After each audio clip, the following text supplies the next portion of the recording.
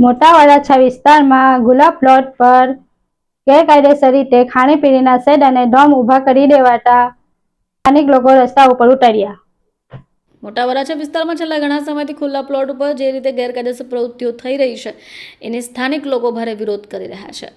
વારંવાર કોર્પોરેશનને ફરિયાદ કરવા છતાં ગેરકાયદેસર રીતે ઊભા કરેલા શેડ્સને દૂર કરવામાં આવી રહ્યા નથી, જેને કારણે સ્થાનિક લોકો વિરોધ પ્રદર્શિત કરી રહ્યા છે। વરાછા વિસ્તારની અંદર અલગ અલગ ટીપી નંબર 24 અને 25માં જે પ્રકારે ગેરકાયદેસર પ્રવૃત્તિઓ થઈ રહી છે, સ્થાનિક લોકોમાં અસામાજિક તત્વોને લઈને ડર પણ વધી રહ્યો છે।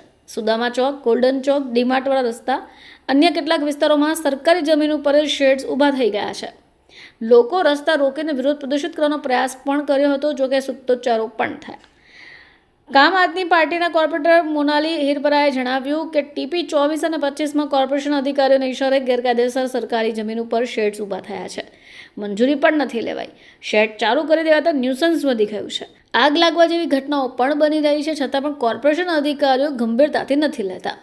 સરકારી જગ્યા પર આવી રીતે કઈ રીતે ટેમ્પરરી સ્ટ્રક્ચર ઊભું થઈ ગયું છે અને બંધ કેમ નથી થતું એ સ્પષ્ટ જ નથી થતું। હાલ તો અધિકારી અને શાસકો આ બાબતની જાણી જોઈને નજરઅંદાજ કરી રહ્યા હોય તેવું પ્રતીત થઈ રહ્યું છે।